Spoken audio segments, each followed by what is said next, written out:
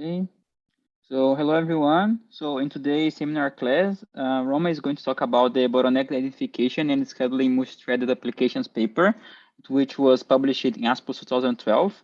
Roma has a bachelor degree in computer science by the University of Applied Science in Zurich, and he's also doing his master in computer science at ETH since 2018. He's interested in system software, correct and performance software, and networks. So Roman, please go ahead, and you're ready. Great. Good afternoon, everyone, or good late afternoon, everyone, and welcome to the presentation as said about bottleneck identification and scheduling in multi-threaded applications or the respective paper. We'll start with a quick overview of what we're actually going to be talking about. So the problem that we're facing here is that multi-threaded programs by design pretty much contain bottlenecks, and these bottlenecks can force execution to be serialized, so we're no longer running in parallel. And the real critical part here is that bottlenecks can vary in importance over time. So we can't just do some static analysis, really. We have to adapt on the fly at runtime, really. So we'd like to identify and accelerate the most critical bottlenecks, ideally, using, in this case, fast cores on an asymmetric chip multiprocessor where you have small and large, think slow and fast cores, and using these large cores to accelerate these bottlenecks that we find.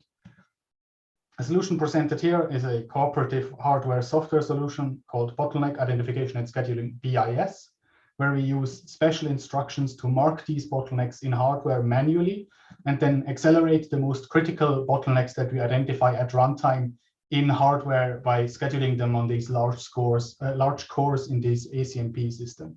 And this will turn out to outperform previous approaches by about 15%. A quick outline so that you have an overview of the talk. We will first give some background for the problem that we'd like to solve. Then we'll show how previous work before BIS solved these problems. Finally, we'll get an overview over how BIS works, and we'll talk about the identification and the acceleration step of BIS. And once we know how BIS functions, we can then delve a little further. We can talk about some improvements that we can make to the basic design and some of its details in actual implementation. And finally, the final bit of the technical part, we will evaluate or look at the evaluation of BIS in the paper and finish it all off with a critique of the paper, what I think of it. But let's delve right in by giving you some background for bottlenecks and how they work. So there are 4 types of bottlenecks that will be relevant here. The first is also the most simple one. This is MDEL's serial portions, which are really just sections of the program that only run on one thread. And these are trivially bottlenecks, right? If you accelerate these MDEL serial portions, then you automatically also accelerate the execution time of the whole program. Then there are 3 more bottlenecks that are a little more complicated that I'll explain separately: critical sections, barriers, and finally pipeline stages. But we'll start off with critical sections. Critical sections are really just sections of your program that only one thread may enter at any time. And we'll illustrate this with this graph where you have on the y-axis, x-axis you have time, and on the y-axis you have 4 threads in this case. And they all start running, they all start executing some kind of code, and then thread 2 will enter the critical section. And thread 1 will finish doing its work and will want to enter the critical section, but it cannot, because thread 3 already entered the critical section before it. And then thread 4 enters the critical section, and thread 1 still has to wait until it's finally allowed to enter this critical section. So there's a lot of lost potential here. So the idea in this case is that we will simply execute these critical sections faster than the rest of the code, since they are holding up everything else. The second type of bottleneck that we have to explain is barriers, which are simply parts of your program that ensure that all of the threads meet, they synchronize, so to speak. To show what I mean here, we have again 4 threads, and they all start to execute. And then thread 1 finishes, and thread 4 finishes, and thread 2 finishes as well. But they all have to wait. They're not all done yet. Thread 3 is still executing, and until thread 3 finishes executing, they all have to wait. In this case, it's quite obvious what we should do if we want to speed this up. We need to just run thread 3 a little faster. And that's what we'll see how to do. The last type of bottleneck that we need to look at as pipelining is more of a programming paradigm really that gives rise to some special bottlenecks. It's used to parallelize for loops. So in this case, you have a loop that goes from 1 to n and does some kind of work. And what we can do is we can split it up into a certain number of stages, in this case 3. And then stage A will do some work. It will produce output, feed it into stage B as input. Stage B does some work, produces output, feeds it into stage C, and so on. And when we want this run this in series, we have to run A0, then B0, and then C0, and then A1, B1, C1, so on and so forth. And when you look at this, it's already pretty obvious that you could just run this in parallel. You can run A0, which has no real precondition. It needs no input data, and then A1 immediately after, and B0 at the same time, and then A2, B1, and C0, and so on, and feed the results of each other into the other stage that is running later. And when we do this, this looks pretty good already, right? This is pretty parallel. This is almost perfect. But the real world is not perfect. And so what you run into is that your stages will take non-uniform time, and you can vary the distribution of stages to cores as you like, pretty much. And so in this example, again, with 4 threads who are running over time, you see that stage 1 is assigned to both thread 1 and thread 2. And thread 3 is executing stage 2, and thread 4 is executing stage 3. And when you continue looking at this, you will see that stage 2 is the slowest. It's being executed the slowest, and thus causes everything else to wait. And again, the idea would be that we would figure out that stage 2 is holding everything up, and that we can accelerate it using some mechanism. So now that we know what the problem is at heart, we can talk about what kind of previous approaches have been tried before BIS. The first and simplest one is asymmetric chip multiprocessor, where you have many small cores and one large core, and then you simply execute your serial phases on the large core. Since these are trivially MDEL serial portions, and you can execute them on the large core to make your whole program faster. And you execute all of your parallel phases on all of your cores as you like. The second type of previous work is our feedback-directed pipelining, FDP, which is contrary to the other approaches, a purely software framework, which, as the name might suggest, accelerates pipelined workloads by varying this core-to-stage allocation selection at runtime, by deciding on which cores the stages should run on by looking at runtime data that it collects. And lastly, accelerated critical sections, which also happens to be the most similar one to BIS and sort of a precursor. It works by modifying an ACMP hardware system, much like BIS does, and adding instructions to mark these critical sections, much like BIS does. And it adds a critical section request buffer to buffer the requests for the critical sections that should be accelerated on the large core, much like we'll see BIS does. And the idea here is that we accelerate critical sections using one large core, but only critical sections and only on one large core, as we'll see BIS does a little better here. But of course, now that we know how other approaches work, we would like to find out how BIS does it. And again, as a little refresher, the goal is again to identify and then to accelerate these bottlenecks that we find in multi-threaded applications to speed up execution overall. And the key idea we'll find is that for identification, the most critical bottlenecks are those that make the other threads wait the longest. And for acceleration, we can simply use one or multiple large cores to accelerate the bottlenecks that we found earlier. And a quick overview again of how BIS accomplishes this. We mark these potential bottlenecks in software. We identify the critical bottlenecks at runtime, and then we accelerate these critical bottlenecks on our large cores. So the two big steps that BIS does is its identification step and its acceleration step. And we'll look at these separately by first looking at identification. So we have our code, and to make a BIS work, we first have to move all of our bottlenecks into their own functions, sort of de-inline them, if you will. Then we mark these bottlenecks in software using these 3 new instructions that BIS introduces. First, bottleneck call with a bottleneck ID to tell the BIS which bottleneck this is supposed to, this belongs to. And this marks the beginning of a new bottleneck and basically just jumps to the beginning of the bottleneck like a normal function call. The second instruction is bottleneck wait, which again takes a bottleneck ID and then waits for some memory to change, similar to an x86 instruction called mwait. And then lastly, we have an instruction called bottleneck return, which again takes a bottleneck ID, and this ends the bottleneck function and just returns like a normal return function would, return instruction would. And using this, we can now sort of start to identify critical bottlenecks at runtime, or we'll use this to identify critical bottlenecks at runtime. A quick look at what this would look like for some example code. This is what the critical section implementation could look like. You have the target PC that you call, that you jump to, then you wait, and then you try to acquire a lock and wait until you can, then you acquire it, you do some work, you release the lock, and then you return out of the function again. And it's really as simple as to introduce BIS, you just replace the call, add a BID, a unique one that identifies this bottleneck, replace the wait with a bottleneck wait with the same ID, and bottleneck return with the same BID.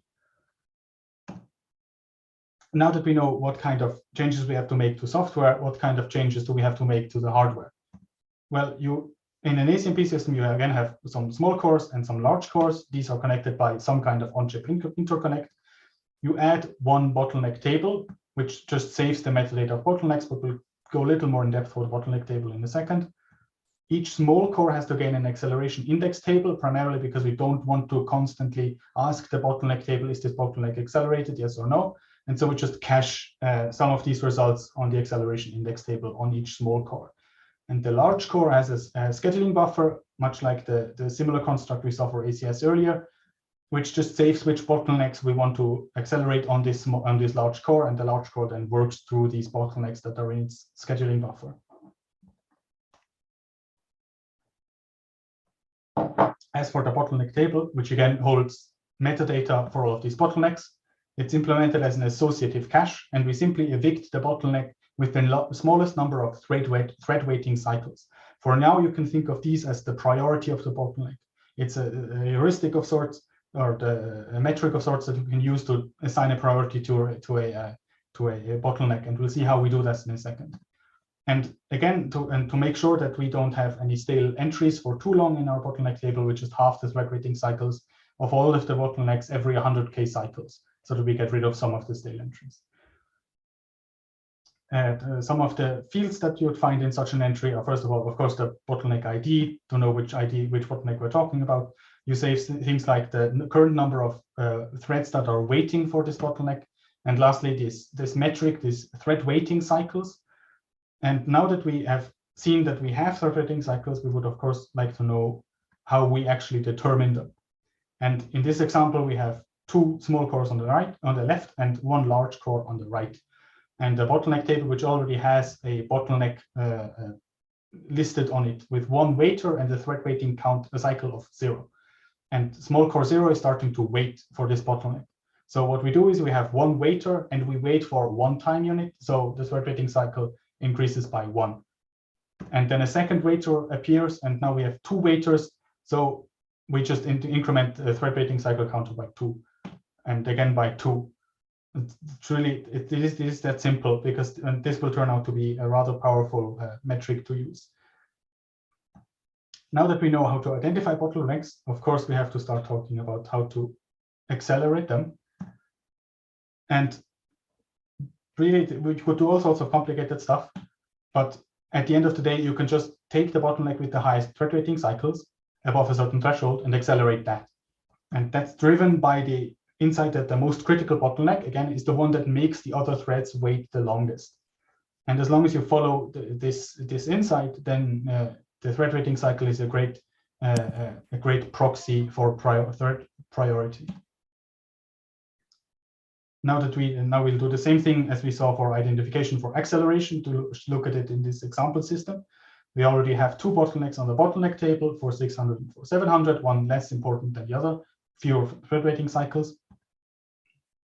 Small core 0 starts to or calls this bottleneck for 600, and now we have to decide if we want to accelerate it. We compare it against the threshold. This is not worthy of acceleration. The threshold is 1,000 thread waiting cycle. We only have 100 for 600.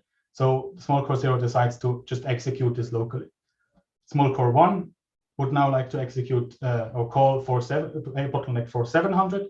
So again, we check the bottleneck table, compare against the threshold. Voila, this is important enough to consider for acceleration. So we send it to the large core and queue it in the scheduling buffer, and add some additional information like the program counter and the stack pointer. And we also tell the scheduling buffer which core to notify once the large core has finished executing this bottleneck. And then we also add some entries into the acceleration index tables for the two small cores, so that, again, we don't have to constantly poll the bottleneck table for changes. Now we've seen it for a single large core. Earlier I promised that BIS supports multiple large cores. And to do this, to adapt it to work for multiple large cores, we can just add one scheduling buffer per core. And then for each enabled bottleneck, that is, we assign it to a fixed large core. We don't change which large core we execute one bottleneck for. And we do this for two primary reasons. First of all, in order to preserve cache locality, when we already ran a bottleneck on a certain fixed large core, it's likely that we'll already have some lines in the cache that we would like to reuse.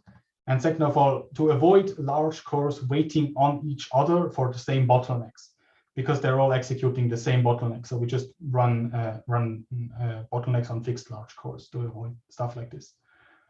And to implement this particular thing, we just add the large core ID that we assign to the bottleneck entry in the bottleneck table. Now we have to slightly adapt how we decide which cores we assign our bottlenecks to. And this is, again, rather simple. We just take the top n bottlenecks and assign them to the top n large cores. And the rest we assign uniformly at random to keep things simple in this case. And for if we have simultaneous multithreading, which is when you can execute multiple threads per core, then you just have them execute different bottlenecks from the same scheduling buffer and don't do any special things. But now that we've spoken about BIS in general and know how it works in general, we can start talking about some implementation details and improvements that can still be made to what we've talked about so far. The first one is an issue called false serialization. Imagine the following. You have two bottlenecks, bottleneck 1 and bottleneck 2. Bottleneck 1 takes 4 seconds to execute, bottleneck 2 takes 2 seconds to execute. And when executing on a large core, something is twice as fast.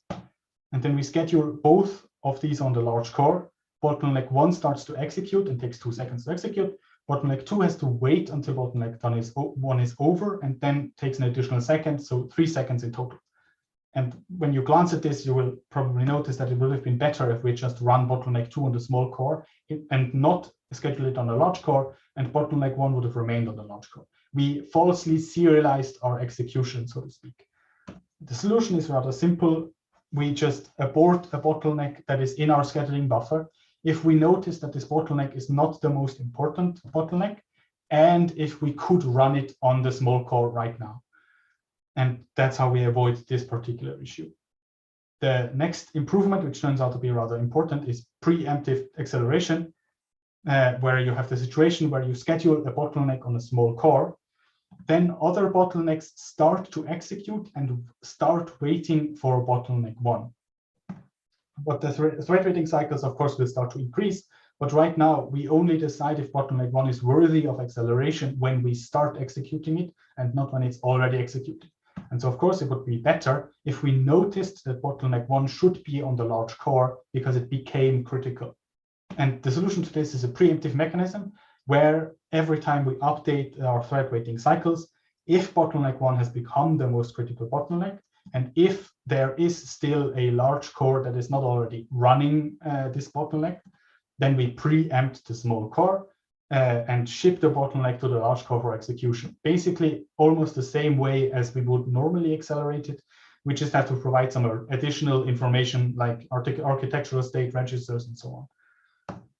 This turns out to be the primary acceleration mechanism for both barriers and pipeline stages. You can trivially see this or easily see this for barriers, where you have to identify which of these threads is going to be the one that takes the longest. And if you could already predict this before it happens, then it would be easy to solve, but of course it isn't, and so you need to adapt to this one thread taking longer than the others on the fly. Some of you who have some of the more eagle-eyed of you might have noticed that so far we've only been dealing with bottlenecks that are one deep, so to speak. But of course, you can have the situation where one thread is the first thread is running bottleneck 1 and already waiting for a second bottleneck, and the second thread is waiting for the first bottleneck. And so the second thread is indirectly waiting for the second bottleneck. And the solution to this is easier said than done, but still rather simple. You just follow the dependency chain between bottlenecks until you find a so-called root bottleneck, or what I would call a root bottleneck, a bottleneck that is not waiting on anything else. And then you add the current number of waiters for this child bottlenecks to your root bottleneck to make it more appropriately important, let's say. And to implement this, you just need to know two things. You need to know which thread is executing which bottleneck. For this, you add an executor vector to your bottleneck table entry, which is the bit flipped if executing on this hardware thread, and which bottleneck is being waited for. And for this, you add a new current bottleneck table to your hardware. This looks something like this, which is tag it on to our bottleneck table. And then you use this to map which hardware thread, hardware thread IDs to the bottleneck, to the IDs of the bottlenecks that those hardware threads are currently waiting for. And then we can solve this nested and independent bottleneck issue. Last but definitely not least is data marshaling, which is an improvement that we can make. When we notice that when a bottleneck is moved from a small to a large core, then a lot of cache state is lost. But of course, it would be nice if we don't have to incur all of these unnecessary cache misses on the large core, because we already know what is in the cache on the small core. And the solution to this is called data marshaling, introduced in an earlier paper than BIS. And you simply identify basically and marshal the cache lines to the remote core by adding some additional instructions to know which cache lines that you want to move to the large core. And this, as we'll see, is quite important for accelerating certain workloads efficiently. And for lastly, now that we have seen how BIS roughly works, we can get into the evaluation. For this, we will be using some workloads that are roughly like we'll find them in the real world. We have 8 workloads with critical sections, 2 with barriers, and 2 with pipeline applications to sort of test all of the different bottlenecks that we might run into. Simulating this on an x86 cycle level simulator. Small cores are Intel Pentiums, fast core are roughly our Intel Core 2s. So the fast cores, of course, faster than the small ones with pretty normal cache levels. But before we can actually talk about the results, we also need to define some terminology, some quick, simple terminology. In this case, SCMP is a symmetric core multiprocessor, where you simply have n small cores and you run them at all times. N being your area budget, which is a sort of proxy for area cost of your cores.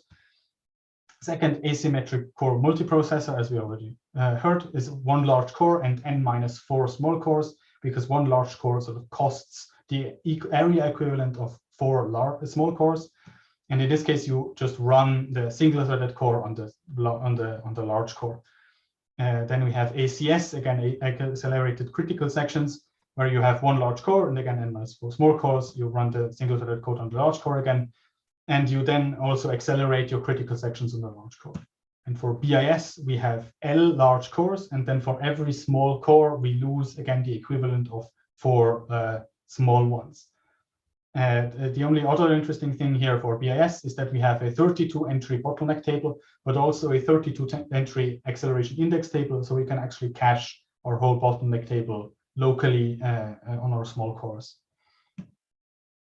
Crucial to how BIS functions is that we identify bottlenecks well, and to figure out if this is actually working as intended, we can do an offline analysis of all of our workloads and determine what the actual critical path is, and then compare that to what ACS, FTP, and BIS decide at runtime to be the critical path without accelerating anything.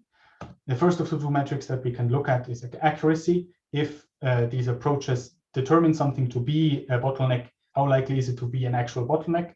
And they do roughly equally well here.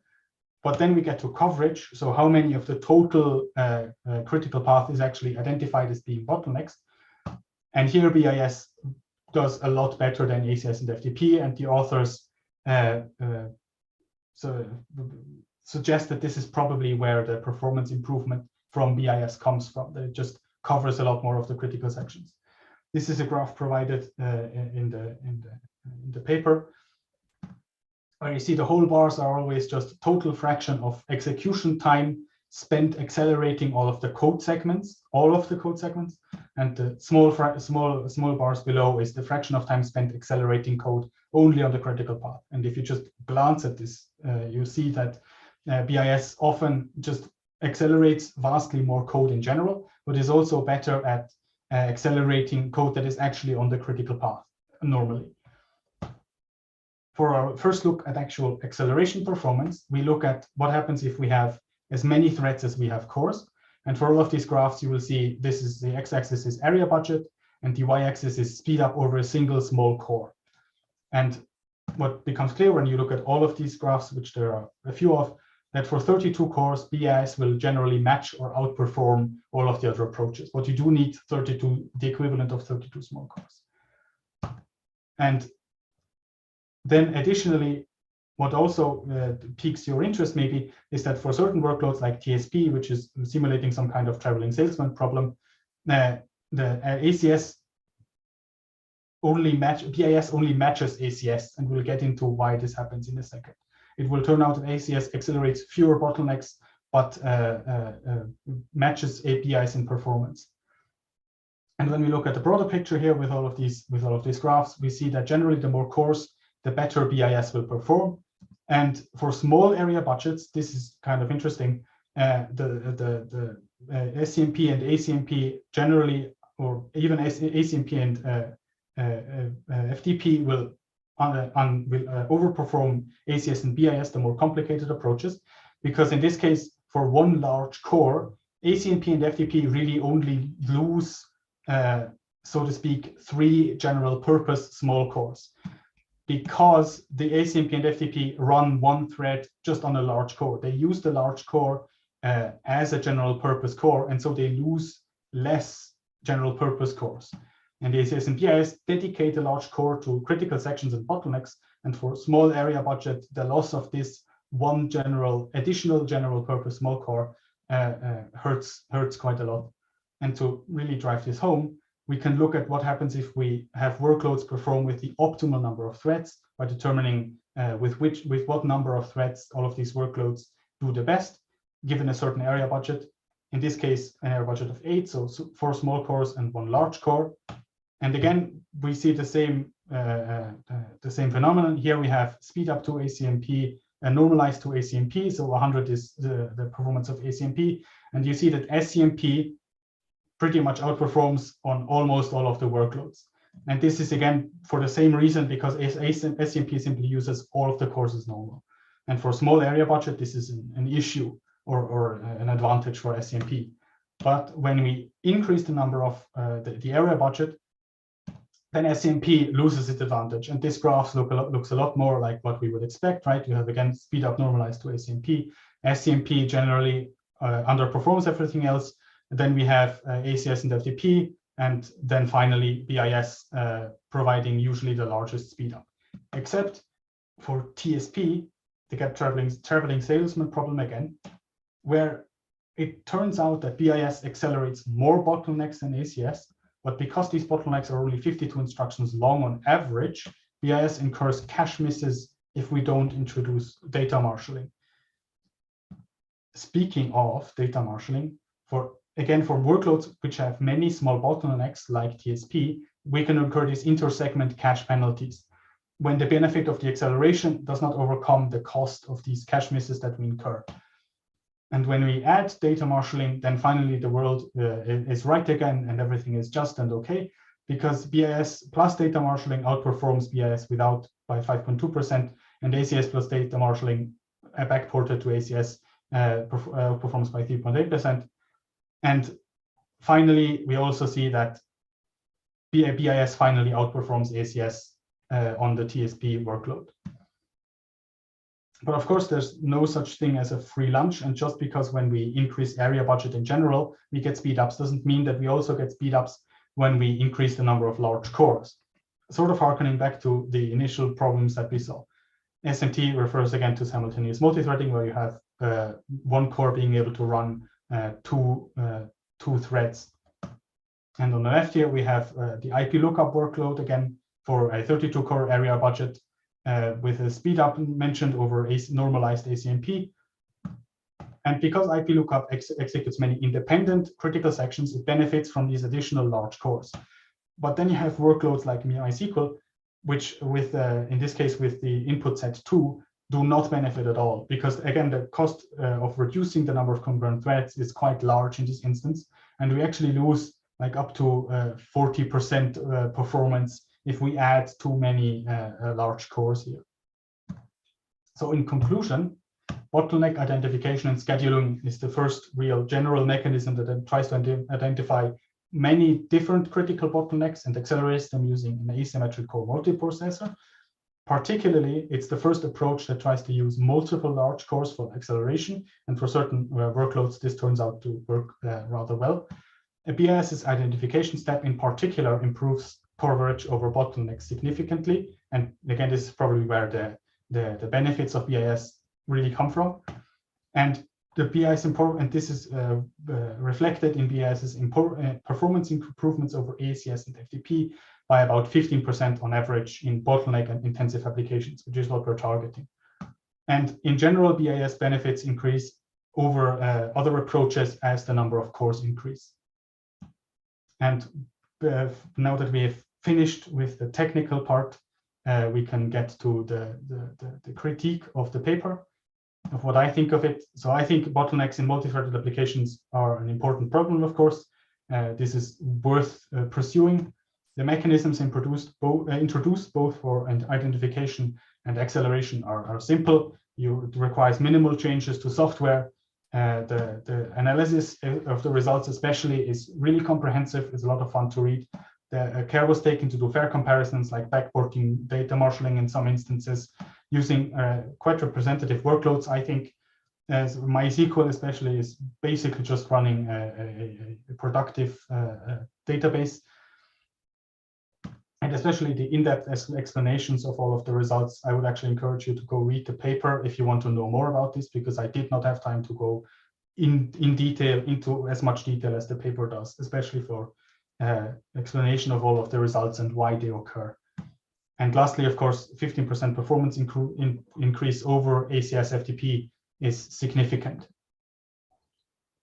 But nobody and nothing is perfect, and this paper too has some weaknesses. So the quite structural and fundamental, and this was actually addressed in later work, is that its BIS is not designed to accelerate bottlenecks from multiple applications. And the performance of BIS is quite sensitive to what kind of workload you're running and the number of large and small cores you're using. And these you need quite a large number of these cores until you overcome the benefit of just having more small cores. 32 cores for all workloads, that's quite a lot, especially for 2012, I would say. And then I know it's a computer architecture paper, but it does need additional hardware. FTP, for example, does not.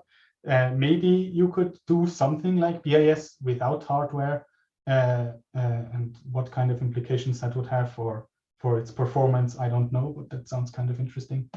And a little nitpick from my side, black and white plots are difficult to read, especially if you have 4 different shades of gray, which is at least 1 or 2 too many for my taste.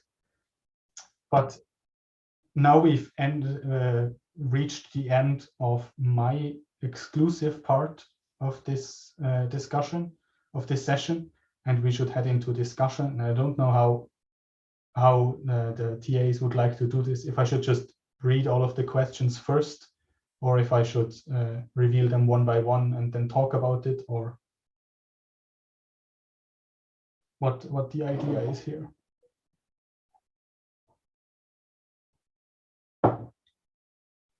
I think normally we go one by one. Okay, cool. You can mention the first one. probably a few slides for each point to discuss. Okay. So we would start with what you think varying the performance / cost multiple of the large cores might change. So you have, when you change the performance multiple, you, for example, would say, okay, a large core is maybe 10 times faster, right? Instead of having, what is it, an Intel Pentium something, you have a modern i7 compared to a much smaller core. What does that change in the evaluation? And the cost multiple is just, currently we're assuming that one large core costs 4 small ones, but what if it only costs 2, or what if it costs 8?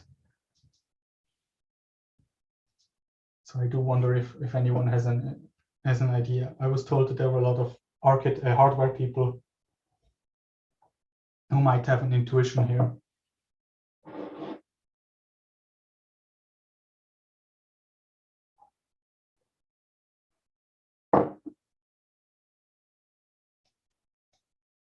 Yeah, we have a question. Or questions, of course. Yeah, now this question, I remember a question I want to ask is, so how does this big cores excel or become faster than the small cores? Is it mainly because they are multi-threaded or have better caches, or what is the main reason, that they become faster? The large cores are just faster processors. So we know whatever way you want them to be faster, it's just assumed that they execute faster in some way. Usually that's probably just by having processor. Higher clock speed, or? In this case, actually, they're both running at 4 gigahertz. One of them is out of order and one of them is in order and just more complex though. Okay. Yeah, because I think that how exactly they are faster also then factors into how much benefits you get if you have different performance cost characteristics, like you're asking this question. Oh yeah, you mean when you have a memory bound application or maybe even cache bound application in a larger caches or something on the large core. Yeah, or if yeah, exactly, and if the faster core gets faster because it has better memory access, so then it could better alleviate in a memory bound application and get more benefits from this. But if you have, for example, a core that's just faster clock speed, but you are memory bound, then benefit of moving to a bigger core, to a large core wouldn't be that much. So you then have to also consider it. Yeah, that's definitely true. And I'm not even sure if you see some of that happening here already. But that's a good point to make. Thank you. Maybe for another question, it's a little more broad. What could a complete system using BIS actually look like? So how, for example, would you solve the problem of multiple applications wanting to use all of these cores at the same time? And what kind of additional performance costs would these multiple applications introduce? But you should probably start with the first one. Yeah, 1 minute. I have a question. Okay. I guess we would have to handle context switches in some sort of sense. So the new table would have to be saved somewhere when context switches take place and be restored. And probably we would also need some sort of identifier identifying the application that the bottleneck comes from. Good point. Actually, I never actually thought about that. You need to save the actual state of all of the tables that we're introducing. That might become an issue. Or would you just index them with the process ID or stuff like that? I mean, you could keep the table and identify the process the bottleneck is coming from, or you could have separate tables for each process, right? There's no I'm trying to think if there's a way for this to leak information to other processes, but I don't think so. Maybe in a really a roundabout way, but no, you probably don't have to save the state of the tables. Yeah, an additional process ID might suffice. We should just come together here. Yeah, the context switching remark made me think of something, and it could be that you could use the information you get from BIS to better schedule your different applications. So if you see that one application has a huge bottleneck, then you could like run just the part that's important to resolve this bottleneck on one important core and switch to different applications, so you can use the time in the time in the meantime to do other important work and prioritize other applications. That's a cool idea. Yeah, you probably have to start talking back to the operating system at that point, though. Which yeah, exactly. I mean, quite you a could. pain. Oh, sorry. Yeah, like prevent the OS from descheduling stuff on the important core when there are many bottlenecks happening.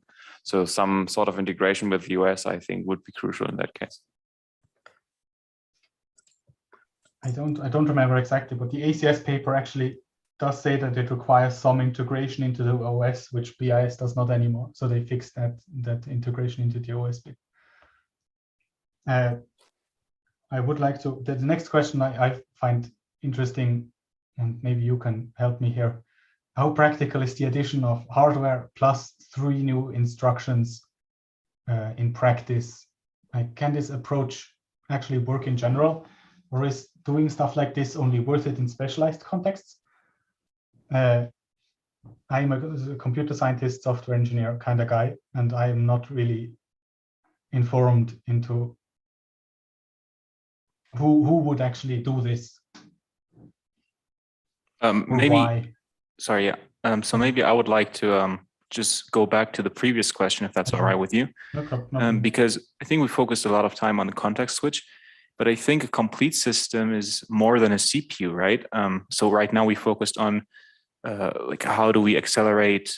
So how we give basically threads that are bottlenecked a better CPU, but realistically speaking, we have a GPU, we have a network card.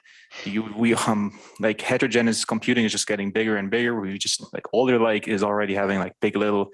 I wouldn't be surprised if at some point in the future in the CPU we actually have like, I don't know, fast Fourier cores or matrix multiplication cores. So maybe I think BIS could be also extended to not only schedule to, largest cores, but also to schedule to different devices. What do you think? That's an interesting question. I think it's since you have to track in software, you have to add stuff to your software, and when you're running things on multiple types of processors, they would have to. You could really only ever probably use the system for one type of accelerator. Like you could use it maybe on a GPU, but not GPUs in conjunction with CPUs, at least the way it is currently. Because you do have to, well, I mean, you could probably just duplicate it, right? You have one for the large cores and then one for the GPU. So basically you have another BIS system, which is tracking on, which I mean, if you think about it, I don't know how much the extra area cost is of these tables. I'm not sure if you mentioned it, but if it's low, it might be feasible. If not, maybe alternatives have to be looked at. I didn't put that in. I think it's like 36 kilobytes or something. So not that much. But you do have to change how all of your processors work. So, but yeah, you would probably have to have separate BIS systems for each of your accelerators, and then maybe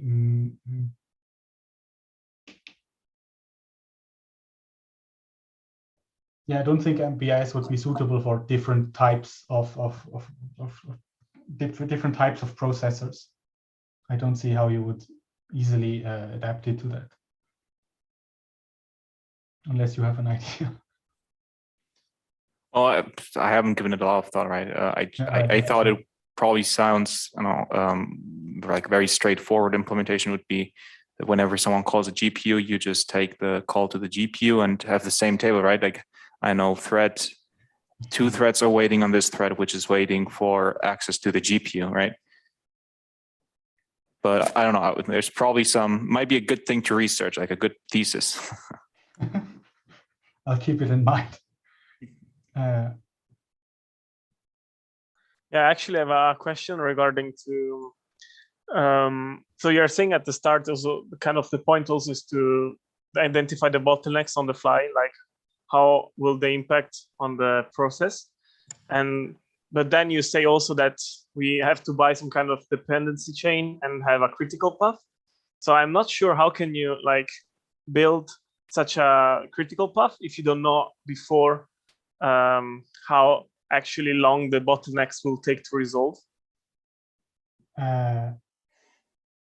So the way that you tell the hardware where the bottlenecks are is that you add your instructions to your software, right? And that's how you track where the bottlenecks are. And whenever you enter a bottleneck wait, then the hardware knows that you're waiting for that a certain bottleneck is waiting. And that bottleneck might be waiting for another bottleneck. And that's what you use these additional vectors and things for, to trace which bottleneck is waiting for which bottleneck.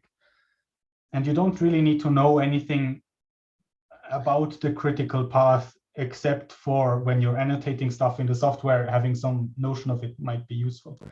But BIS at runtime doesn't really consider any of that. It really just looks at thread waiting cycles, basically, as determined by these how long these wait instructions basically are executed. Okay.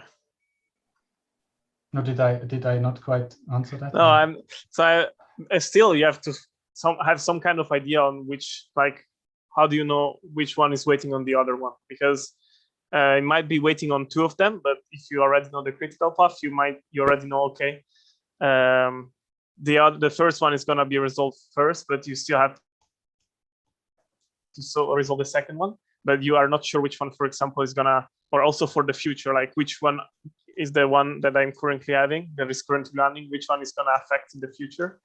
And maybe if you don't have the like a dependency graph, then it's hard to tell like this waiting on the other. But you say it's not such a big part of this, so I understand this.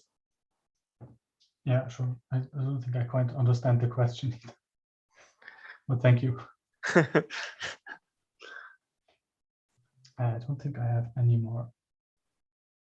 Right, this one is sort of interesting. If any one of you can actually, someone has already mentioned sort of an ACMP-like system with Little Big and these ARM systems. So this question is kind of moot. And yeah, this is also sort of which specific thing would have been the most important thing for future work to focus on, considering this was written in 2012. So which bit of what's the biggest, basically it's almost like asking what's the biggest shortfall of BIS as introduced.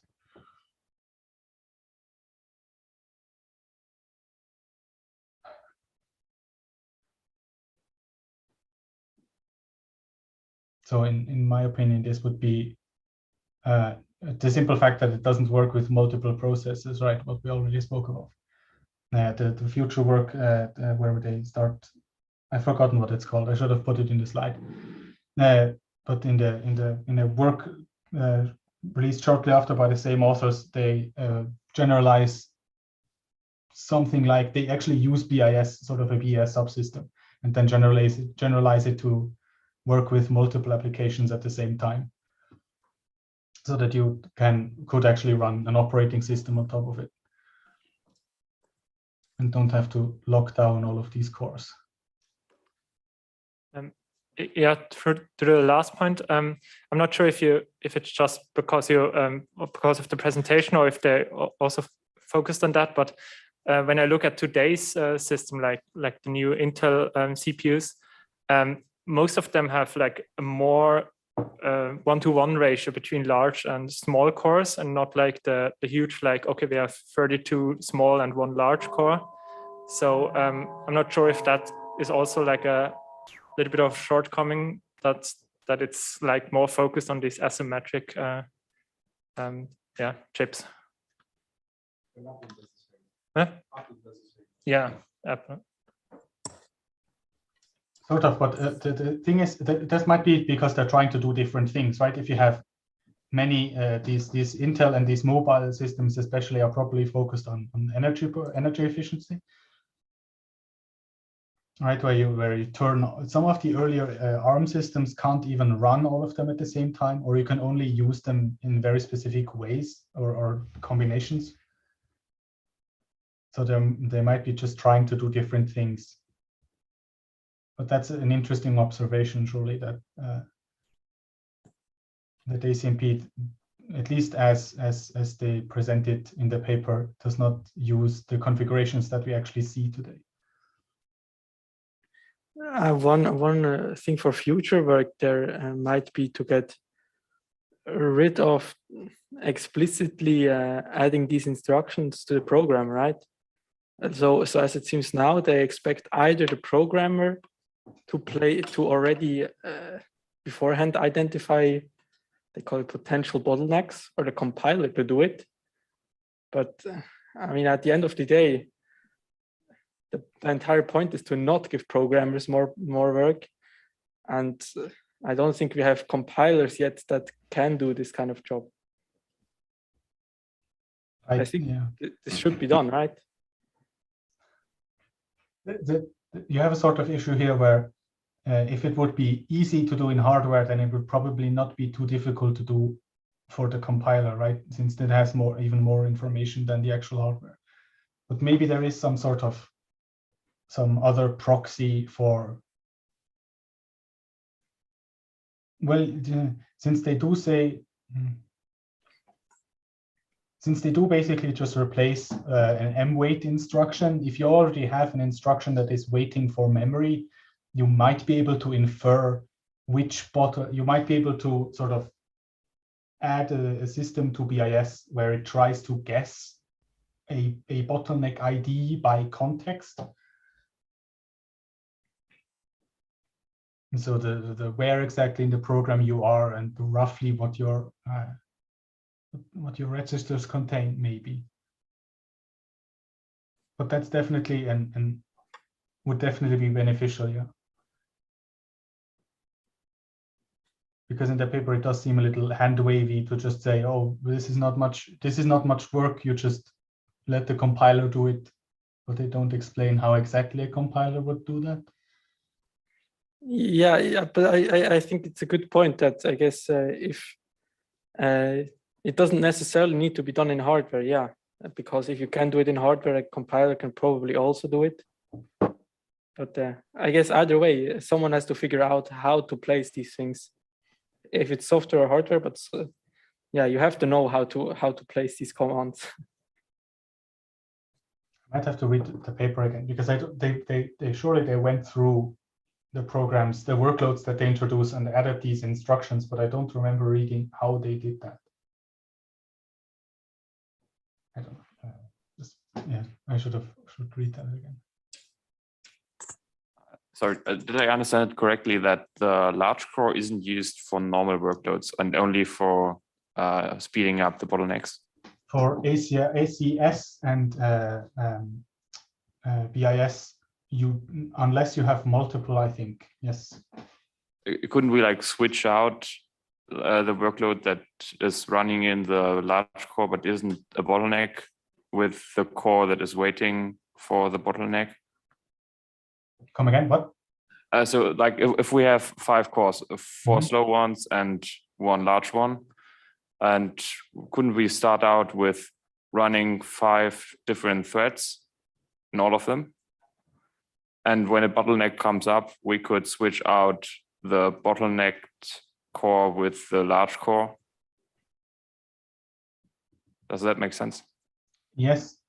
The thing is then then the problem is that then the thread that is running on the large core then it just has to stop running, right? You can't really run it unless you do some scheduling. You can't really run it on any other of the other small cores because they're all busy with other things. Yeah, or like you could alert the OS that we have to have one less core or something like that, like one less thread. I mean, it just seems like a waste to not run any non-bottleneck code on the large core. Right, but okay. To defend the paper, I suppose the idea is that you actually do use workloads that are bottleneck intensive. That's also what they evaluate, what they use to evaluate, right? The workloads that they use. Yeah. Okay. Yeah. I mean, if we have enough bottlenecks, it makes sense. Yeah. If you don't have bottlenecks, then BIS might just be overhead overall anyway. Yeah, that's true. Yeah. Yeah. Thanks. Thank you.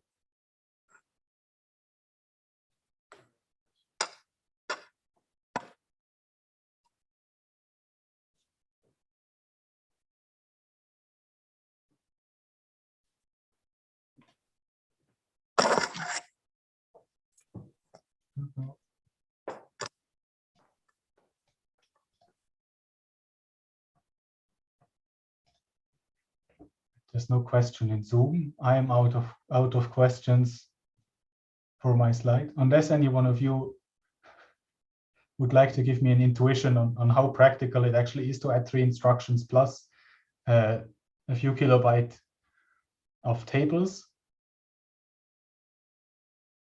Then Okay, what do you think is the issue with placing more instructions? So this requires 3 changes in the ISA, right? yeah. So for example, in RISC-V, you can easily do that. There's a custom opcode set of instructions with which you can actually add whatever you want. This is this is an answer I think that is sort of an EE answer. You still have to produce your own RISC-V processor after that, right? Yeah, that's why they suggest a processor, right? Like, yeah, sure. Okay. But who goes through the work of actually adding their own instructions to RISC-V processors? I suppose is the actual question. Intel, like the company who is building the processor. It's not as hard as you think it is. So I'm saying that because I have done it. So this is a suggestion for hardware manufacturers, so for large companies, not for. So it's all a trade-off, right? So it depends why you add them. So it depends on how specialized is the problem, how general is the problem, and whether it's worth adding it. But because it requires extra hardware, as you said, and more complexity, the front end needs modifications to handle new instructions, etc. But if the benefits are worth it, then you can go down and do it. Okay, yeah, that's true. Thank you.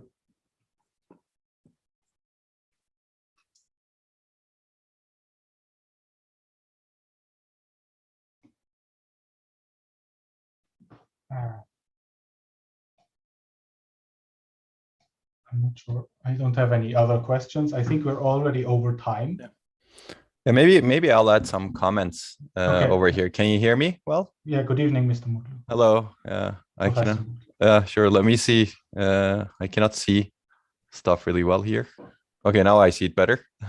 Yeah, this was a very good discussion. Thanks for the presentation, Roman. It was actually quite clear, and you had some good discussion points. And also there was very good discussion. So hopefully we'll keep it up this semester and discuss a lot more issues or different papers in depth like this.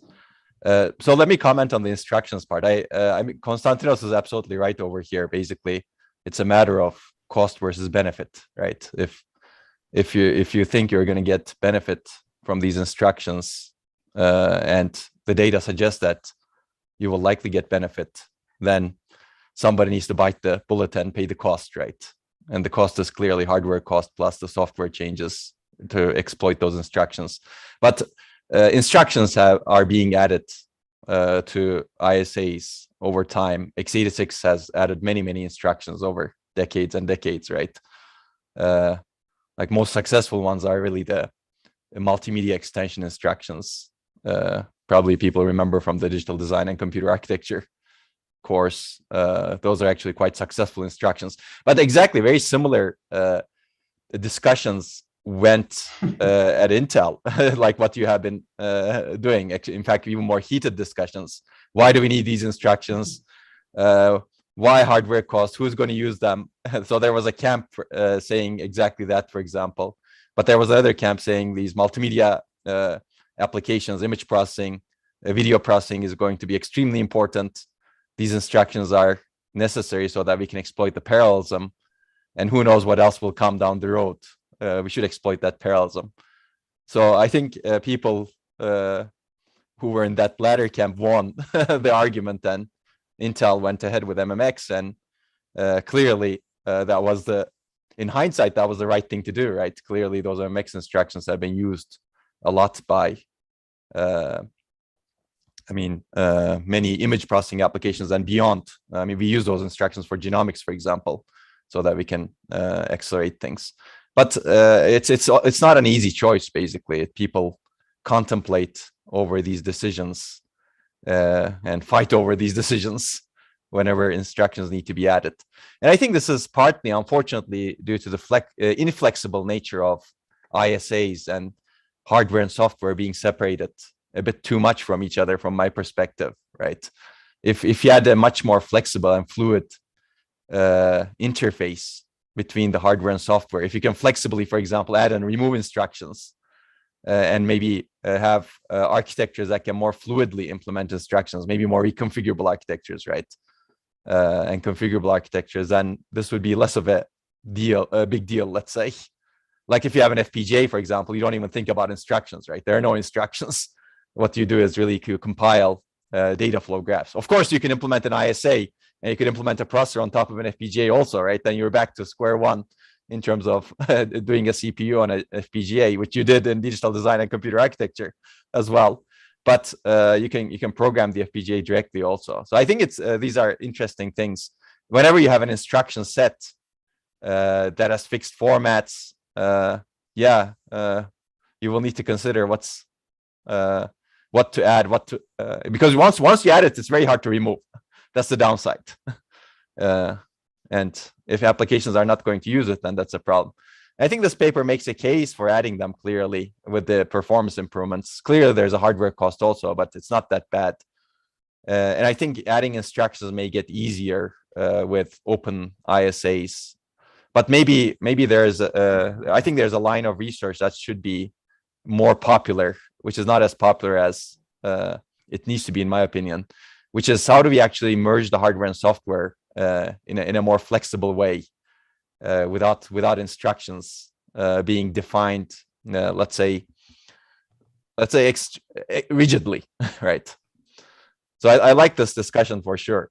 And there was some other discussion on let's say how do you make it transparent to the programmer, and that's, I think, a good area to explore for sure, because if you can do this transparently to the programmer, then you don't even need instructions, right? Everything is done by, well, I guess unless you do it at the compiler level, but if you do it completely in hardware somehow, then you don't even need instructions, right? Then you get rid of that overhead, but your hardware complexity may be higher in that case.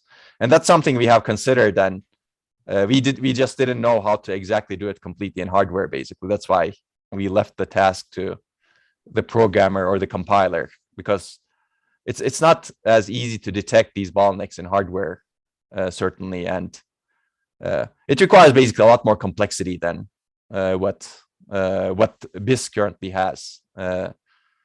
And also, maybe you may not be able to detect all of the bottlenecks in hardware, right? It's not as easy because programmers use many different kinds of code. If they don't practice disciplined programming with libraries, for example, for locking and barriers, etc., then they may use any sequence of instructions, and you need to detect those sequence of instructions as an indicator of potential bottlenecks. But you may not be correct, right? So you may have false positives and false negatives. So I think it's hard to do it completely in hardware, but it may be good to look at it. And certainly there are interactions with the operating system. For example, I think some folks mentioned that why do you dedicate the core for bottlenecks? And I think your answer was quite good for sure. Like if you're running a bottleneck intensive application, then you would dedicate the core for that application. Because if you don't dedicate, then you run into all sorts of resource scheduling issues also, like between multiple applications, which this paper doesn't cover. I understand that. But there's a later paper that we published at ISCA 2013, which I think you alluded to in your presentation, that covers the multiple applications and multiple bottlenecks. And I recommend people to look at it. Maybe someone can post the link. It's called Utility-Based Acceleration of Multiple Multi-Thread Applications. Maybe one of the TAs or Konstantinos, if he's in front of a computer, can do it. Or maybe Roman, you probably know what I'm talking about, right? Based acceleration. Yeah, that's in ISCA 2014. I think somebody already did it. Geraldo did it. Yeah, that's the paper basically. Yeah.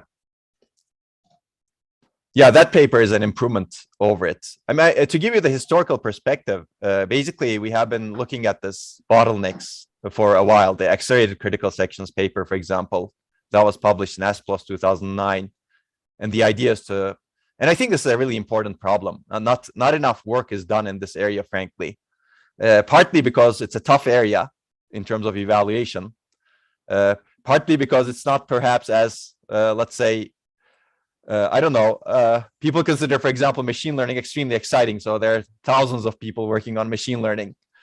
Somehow, this critically important area like synchronization, bottleneck acceleration are critically important, potentially more important than machine learning in some cases, but it's not the hype, let's say, right?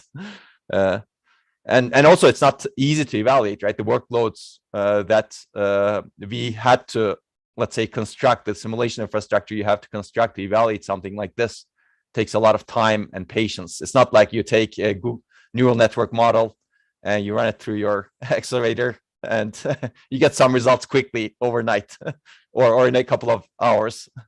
So it's tough research, basically. That's why there is not a lot of work in this area. But I think it's also critically important. So the accelerated critical sections work was the first, and then the data marshaling work that you mentioned. And then the bottleneck identification and scheduling generalized the bottleneck concept from critical sections to essentially the bottlenecks that you discussed. And then the later work in ISCA 2013 that Geraldo put on the chat, the utility-based acceleration, essentially, I don't want to say completed the picture, but handled multiple applications, which was necessary for this to be, let's say, at least close to real. Clearly, it's not real yet because it's not implemented as far as I know by anyone, but that doesn't mean that it's not a good idea, right? There are many good ideas that are not yet implemented because people have not realized the importance of it potentially.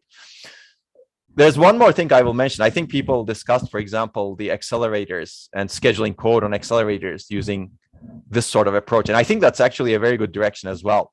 There's nothing that says the cores need to be large versus small, right? That's it's because it's easy to do, and that's because we believe that was the direction that industry should take. At that point, we discussed, we looked at that sort of substrate. But you can imagine specialized accelerators and cores, or even specialized units that are implemented on a reconfigurable logic that can accelerate these different types of bottlenecks, right? Once you know that you're at a bottleneck, and once you know the bottleneck type, you can ship that bottleneck to a very specialized unit as opposed to a large core. So the concepts of the paper are actually applicable beyond what it's evaluated with. And I think that there's good potential in that direction. How do you specialize the computation of these bottlenecks? That requires understanding of these different types of bottlenecks and figuring out what kind of acceleration mechanisms can be useful for those. And I think that's a very interesting direction as well. Let's see, maybe I had one more comment and then I'll be done. But these are all good research topics also. What was the other comment I had? Yeah, and the last comment is, I think, clearly this is an early paper, and the ACS paper in 2009, it was published in 2009, but it was developed in 2007. That also has a similar approach where you have one or few large cores and many small cores. Industry moved to heterogeneous cores, but I think the distinction between the cores have not been as pronounced, meaning large cores are large, yes, similar to our large cores, let's say, in the papers, but small cores are not as small. And I think that's because, and I think that's understandable at this point. Maybe there will be multiple levels of cores going into the future. And the reason is, if what we envisioned was the small cores will execute very highly parallel portions of programs. I don't think we're there yet, basically, meaning in terms of our software, we don't have a lot of very parallel portions of our programs that would benefit from many, many large cores. Still, there, even in the parallel portions, you have, let's say, few threads, and they need some boost in terms of single core performance. I think that's why industry has not made that large step. And the companies that made the large step to make their cores smaller, unfortunately, kind of burned out, meaning they lost the battle. So some companies, for example, had multi-cores with very, very small cores, and many, many of them. And they did not succeed in the general purpose space, because general purpose programs were not really written to take advantage of those small cores. And I think that's still the case, basically. That's why companies are reluctant to move towards some large cores and many small cores. But I think going forward, maybe the intermediate step of large cores and medium-sized cores like we have today can be augmented with many small cores also, as programmers catch up with exploiting the parallelism levels. But again, that remains to be seen. Anyway, that's all I had based on the discussion. I think this was a good discussion, but feel free to ask questions. Otherwise, we can be done today since we're already over time. But we had only one presentation, so technically we're not exactly over time. Well, time-wise, I guess we're over time, but any questions, thoughts, final comments? And apologies to the people who would like to go home, but many small cores just sounds like a GPU at some point.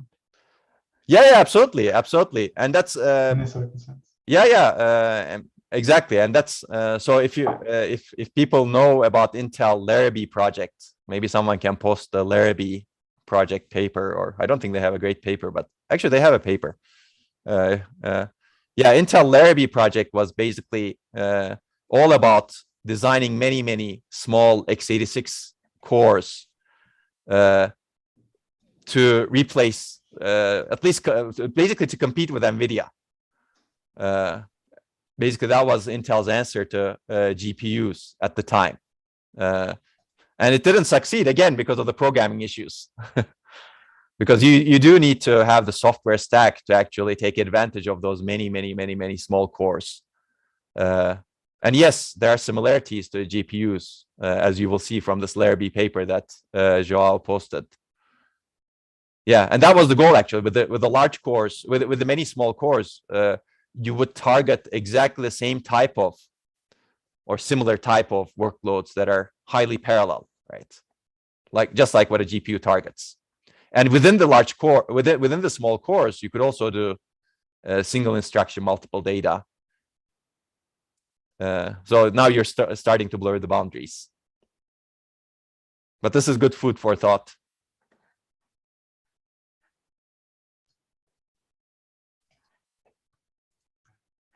Thank you. Thank you, Professor Mutlu. I don't know who has to end this session. Probably a TA, ideally, unless someone else has a question. Yeah, maybe Mohammed can finish it up. Maybe slightly unrelated question. So there's usually a quiz right now, or like afterwards, like how does that work?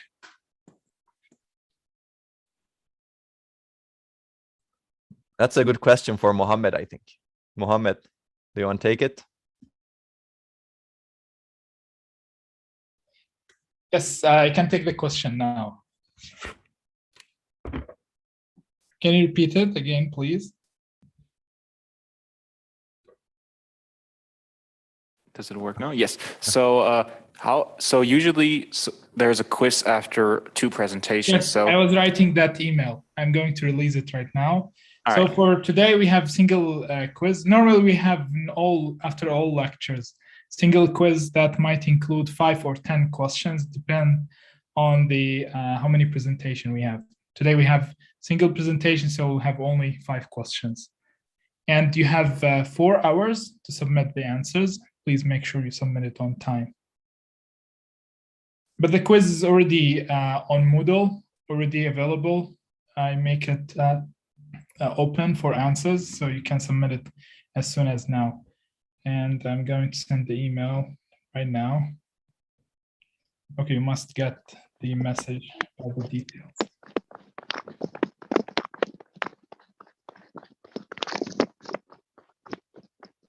Fiona, do you have a question? No, I'm very sorry. I didn't want that. Okay. Yeah, I don't want to hold you more. Thanks, Roman. It was a very good presentation. I would like just to quickly thank the mentors, Mohammed Sadr, Gagang, Konstantinos, and Geraldo for mentoring today's talk. Thanks, Roman, again, and enjoy the evening, everyone. See you next week. Bye-bye.